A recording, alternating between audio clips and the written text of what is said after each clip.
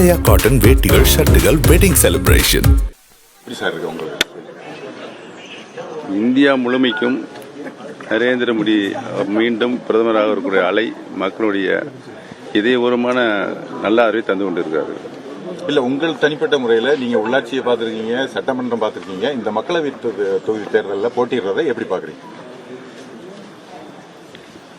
நாடாளுமன்ற தேர்தலில் நான் போட்டியிட முடிவெடுத்தது அனைத்து இந்திய அண்ணா திராவிட முன்னேற்ற கழகத்தினுடைய உரிமைகளை மீட்டெடுக்கின்ற குழு எடுத்த முடிவு.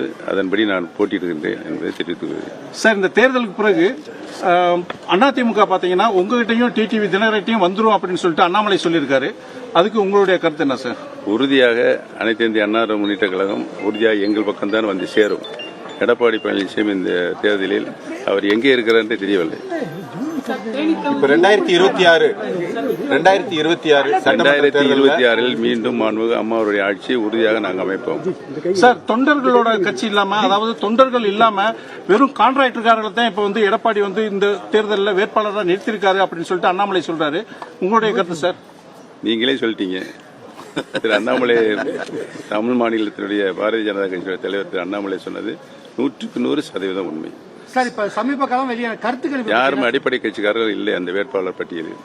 சார், சமீபத்தில் வெளியான கருத்துக்களுக்கு திமுக கூட்டணிக்கு அதிக இடங்கள் சொல்லி கருத்து கணிப்பு அத்தனையும் பொய்யாக்கும் தேர்தலாக இந்த தேர்தலில் இருக்கிறது. உறுதியாக தேசிய ஜனநாயக கூட்டணி தான் உறுதியாக மாபெரும் வெற்றி இந்தியா முழுமைக்கே பெறும்.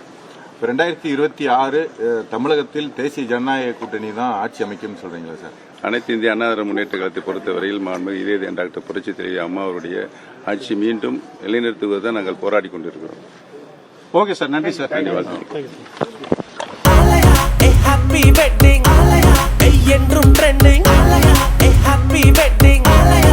ஆலயா காட்டன் வேட்டிகள் ஷர்ட்டுகள் வெட்டிங் செலிப்ரேஷன்.